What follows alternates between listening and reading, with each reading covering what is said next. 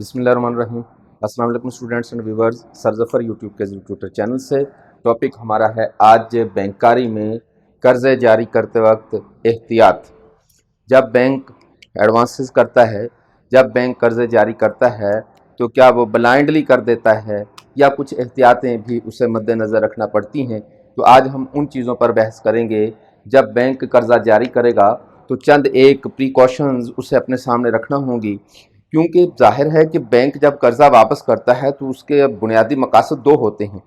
पहला बड़ा मकसद तो ये होता है कि उसका जो प्रिंसिपल अमाउंट है जो वो कर्ज़े की सूरत में जारी कर रहा है उसे हर सूरत में वापस आना चाहिए, उसे रिटर्न होना चाहिए। तो देखभाल के देगा तभी जाके रिटर्न के चांसेस बढ़ जाएंगे। दूसरा मोटो उसका ये होता है कि वो इस पर कमाना भी चाहता है, इस पर कहीं ना कहीं इंटरेस्ट की सूरत में, प्रॉफिट की सूरत में, मार्कअप की सूरत में कुछ ना कुछ कमाना भी चाह रहा है। अब ये दोनों मोटिव्स उस वक्त पूरे होंगे जब वो इन बातों का ख्याल रखेगा।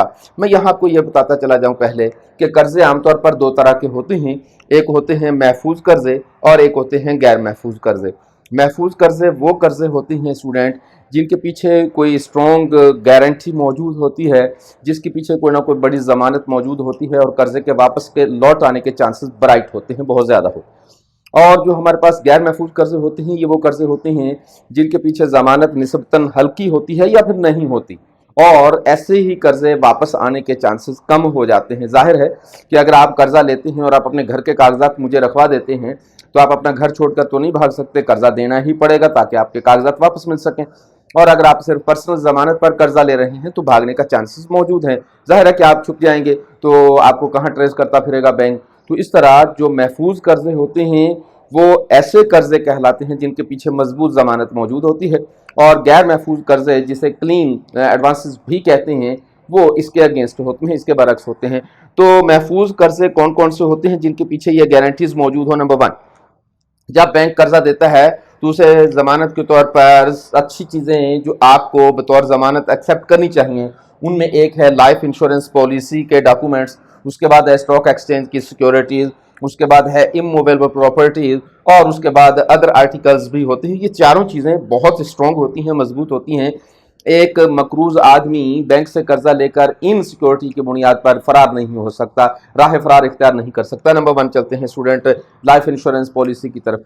तो जब आप लाइफ इंश्योरेंस करवा लेते हैं तो दरअसल आप गवर्नमेंट के या फिर उस इदारे के बाकायदा रुकन भी बन जाते हैं।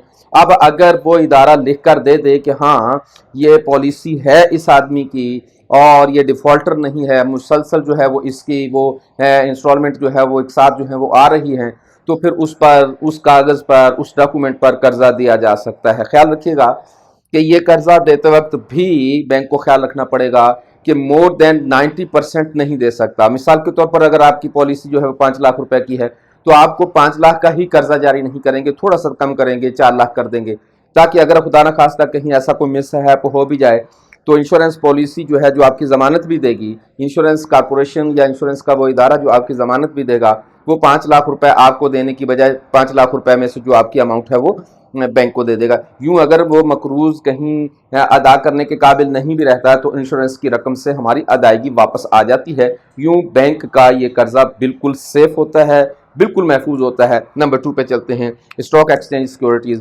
स्टॉक एक्सचेंज सिक्योरिटीज़ में बहुत सारे इसमें चीज़ें शामिल हैं, शेयर्स हैं, डिबेंचर्स हैं, इसमें ये शामिल हैं। तो बैंक कर्जा जारी करते वक्त ये जो सिक्योरिटीज़ जो है वो इनको भी एक्सेप्ट कर लेते हैं। अगर आप प्राइस बॉन्ड वगैरह जो है वो शेयर्स वगैरह, डिबेंचर्स वगैरह जो कि स्टॉक एक्सचेंज का एक बड़ा हिस्सा होता है, उसको अगर आप बतौर ज़मानत बैंकों में रखवा दें तो भी आपको कर्जा लेने में आसानी हो जाती है। जाहिर है कि अगर आपके पास शेयर्स हैं तो आप कहाँ जाएंगे, चले जाएं, शेयर्स के पैसे जो है हम ले लेंगे। डिबेंचर है, आप डिबेंचर रखवा कर पैसे ले रही हैं, कर्जा ले रही हैं, आप चले जाएं जिधर जाना है, क्या फ़र्क पड़ेगा। तो बैंक वो डिबेंचर बेचकर आपसे पैसा पूरा कर लेगा। इसी तरीके से प्राइस बॉन्ड है। तो ये सारी की सारी चीज़ें स्टूडेंट महफूज सिक्योरिटीज़ हैं, इनकी बुनियाद पर दिया जाने वाला कर्जा भी बिल्कुल महफूज होता है, कहीं नहीं जाने वाला होता है। नंबर 3 पर चलते हैं स्टूडेंट, इमूवेबल प्रॉपर्टी। इंतहाई स्ट्रॉन्ग कर्जा होता है ये, तो मेरा ख्याल है कि इनसे भी ज़्यादा स्ट्रॉन्ग होना चाहिए। इमूवेबल प्रॉपर्टी क्या होती है? आपका घर है, आपके ज़मीन के कागजात हैं, तो भाई आपकी ज़मीन है, आपकी प्रॉपर्टी मौजूद है, तो वो प्रॉपर्टी के जो ओरिजिनल डॉक्यूमेंट्स हैं वो आप बैंक में जमा करवा देंगे और उसके अगेंस्ट में आप कर्जा ले लेंगे। यहाँ भी ख्याल रखिएगा कि एक खास परसेंटेज होती है। फर्ज करें कि आपकी प्रॉपर्टी 50 लाख रुपए की है, तो बैंक को ये अथॉरिटी हासिल है कि वो चाहे तो कर्जा 30 लाख का सैंक्शन कर दे, 35 का, 40 का, बैंक के पास अथॉरिटी। आपका बैंक जो है वो आपकी इमूवेबल प्रॉपर्टी जितनी भी है उनको भी डॉक्यूमेंट्स जमा करके, ओरिजिनल डॉक्यूमेंट्स जो है वो बैंक के पास रहेंगे और आप कर्जा ले लें। और ऐसी सूरत में क्या होगा स्टूडेंट कि आप उस प्रॉपर्टी को बेच नहीं सकेंगे। जाहिर है बेचने के लिए डॉक्यूमेंट्स की जरूरत पड़ती है और डॉक्यूमेंट्स हमारे पास आपके पड़े हुए हैं। यूं ये कर्जा भी बड़ा महफूज होता है, आप कहीं नहीं जा सकते, बेच आप सकते नहीं और कागजात आप छोड़ेंगे नहीं। जाहिर है कि अगर आपकी प्रॉपर्टी 50 लाख की है, कर्जा आपने 30 लाख का लिया हुआ है, तो 50 लाख की प्रॉपर्टी तो नहीं छोड़ेंगे ना आप 30 लाख के कर्जे की खातर। तो आप कहेंगे कि प्रॉपर्टी बेचकर 30 लाख कर्जा दे दूं तब भी 20 लाख मुझे मिल जाएंगे। तो यूं ये कर्जे भी स्टूडेंट इंतहाई सेफ होते हैं, बहुत अच्छे होते हैं, बड़े महफूज होते हैं। उसके बाद है हमारे पास है student other articles. Other articles में क्या होता है स्टूडेंट, ये भी एक बड़ी अहम चीज़ होती है। इसमें गाड़ी के कागजात आ जाते हैं, इसमें सोना चांदी जो कीमती जवाहरात हैं वो आ जाते हैं। भाई देखिए, अगर आप 5 लाख रुपए का सोना बैंक में रखवा देते हैं, उसके अगेंस्ट में 2 लाख का 3 लाख का कर्जा ले लेते हैं, तो कहीं नहीं जा सकते आप, चले जाएं, हम अपना आपका सोना जो है वो बेच लेंगे और उससे पैसे पूरे कर लेंगे। तो ये जो बाकी डॉक्यूमेंट्स हैं, इनके अलावा जितनी भी कीमती अशिया हैं वो भी बैंक में आप डिपॉजिट करवा दें और उसके अगेंस्ट में कर्जा हासिल कर लें। तो ये चारों किस्म की सिक्योरिटीज़ जो होती हैं स्टूडेंट, ये इंतहाई महफूज सिक्योरिटीज़ समझी जाती हैं। इनकी बैक पर दिया जाने वाला कर्जा कहीं नहीं जाने वाला। हाँ, एक बात है, अगर हम पाकिस्तान के बैकग्राउंड में बात करें तो फिर ये सारे की सारी ज़मानतें भी कभी कभी बेकार हो जाती हैं। पाकिस्तान के अरबाब इख्तियार जो है वो इन चीज़ों के बावजूद भी कर्जे को गबन करने में माहिर होते हैं।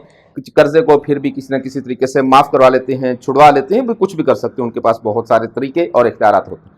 उसके बाद स्टूडेंट चलते हैं क्लीन एडवांसेस की जानिब। ये वो कर्जे हैं स्टूडेंट जिनके बारे में ये कहा जाता है कि ये कभी वापस आएंगे और कभी वापस नहीं आएंगे। क्लीन कर्जे, जाहिर है इसके पीछे कोई बड़ी जमानत नहीं होती। 2 तरह के होते हैं, एक होता है 1 पेपर श्योरिटी और एक होता है 2 पेपर्स श्योरिटी। 1 पेपर श्योरिटी का मतलब यह होता है कि जो आदमी कर्जा ले रहा है बस वो ही अपना NIC जमा करवा देगा, उसी की जाती जमानत पर आपको कर्जा दिया जाएगा। आपकी जमानत के पीछे कोई और आदमी नहीं होता, बस आप कर्जा ले रहे हैं, आप ही की जमानत है, आप ही की NIC जमा है और इस पर बैंक कर्जा जारी कर देता है। ये छोटी अमाउंट में कर्जा जारी किया जाता है। आमतौर पर इसका जो है वो रेट ऑफ इंटरेस्ट भी थोड़ा सा ज्यादा होता है, रिस्क ज्यादा है ना, इसमें रिस्क थोड़ा सा कम होता है और इसमें रिस्क ज्यादा होता है।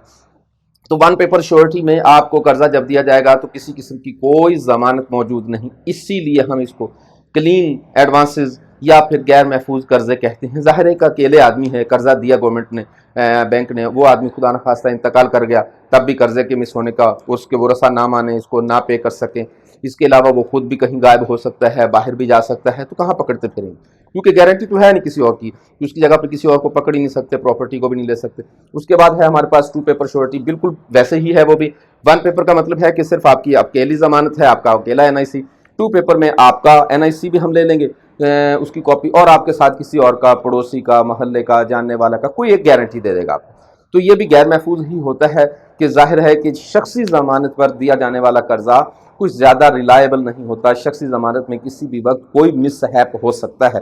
तो आमतौर पर जब बैंक कर्जा जारी करते हैं तो उसे इस बात का ख्याल रखना चाहिए कि कर्ज आमतौर पर हम ये वाली सिक्योरिटी के बैक पर, ये अगर बैक पर सिक्योरिटी मौजूद है तो कर्जा जारी करने में ज़्यादा बेहतर हैं हम। और यहाँ जो है हमारे कर्जे जो गैर महफूज हैं, तो अगर हम महफूज कर्जे जारी करते हैं तो हमें ना सिर्फ अपनी प्रिंसिपल अमाउंट के वापस लौट कर आने के चांसेस ज़्यादा होते हैं, बल्कि इंटरेस्ट भी वक्त पर हमें मिल जाता है, इंस्टॉलमेंट भी वक्त पर। स्टूडेंट मैं यहाँ आपको ये बताता चला जाऊँ कि तजर्बा ये बता रहा है कि पाकिस्तान में ये कर्जे जो है ये ज़्यादा रिटर्न होते, ये कर्जे ज़्यादा वापस मिलते हैं, ये क्योंकि ये आम आदमी कर्जा लेता है। आम आदमी बैंकों से भी डरता है, इज्जत से भी डरता है, सब बातों से डरता है, और आम आदमी कहता है कि नहीं, मैं अगर कर्जा वापस नहीं, वो अल्लाह से भी डर रहा है, सबसे डर रहा है, लिहाजा आम आदमी कर्जा वापस करने की पोजीशन में ना हो तब भी वापस करता है। जबकि ये कर्जे जो लेते हैं, ये बड़े बड़े लोग लेते हैं, इनको कोई ख्याल नहीं होता इस बात का, जाहिर है इस पर कोई उंगली भी नहीं उठा सकता। अगर यहाँ तो अगर एक आम आदमी जो है उसको पकड़ कर ले जाते हैं बैंक वाले, तो महल्ले में उसकी इज्जत नहीं रहती और इनको हिम्मत भी नहीं होती, और ले भी जाएं तो उनके पास बहुत सारे रास्ते होते हैं। तो स्टूडेंट मेरा ज़ाती ख्याल ये है कि इनको हमें गैर महफूज कर्जे जो है वो नहीं कह, इनको महफूज कर्जे नहीं कह सकते, تو یہ بھی غیر محفوظ قرضے ہی ہوتے ہیں۔ دراصل محفوظ قرضے وہ ہوتے ہیں جس میں قرضہ لینے والا کریڈیبل ہو، ایماندار ہو، بس باقی کچھ نہیں۔ یہ ساری چیزیں بے ایمانی ہو سکتی ہیں، گو کہ ہمارے پاس چانسز موجود ہوتا ہے، بڑے بڑے لوگ جو ہے اس سے کوئی نہ کوئی راستہ نکال لیتے ہیں۔ تو یہ چھوٹا سا ٹاپک تھا ہمارا آج۔ امید کرتے ہیں کہ ہماری ویڈیو سے استفادہ ہو رہا ہے آپ لوگوں کو، اور جانے سے پہلے آپ کو یاد کروانا ہے کہ آپ نے ہمارے چینل کو سبسکرائب کرنا ہے، شیئر لائک بھی کرنا ہے، اور بیل آئیکن ضرور پریس کرنا ہے۔ کمنٹس ضرور بھیجا کریں، اور اپنی نئی تجاویز ہمیں دیا کریں، اپنے دوستوں کو ضرور بتایا کریں، اور ہماری ویب سائٹ پر بھی جایا کریں، اور وہاں جا کے چھوٹے چھوٹے نوٹس خاص طور پر MCQs کی شکل میں آج تک موجود ہیں، تو آپ وہاں سے بھی فائدہ اٹھایا کریں۔ تو اپنا بہت سارا خیال رکھیے گا۔ حاضر ہوں گے اگلی ویڈیو کے ساتھ۔ والسلام۔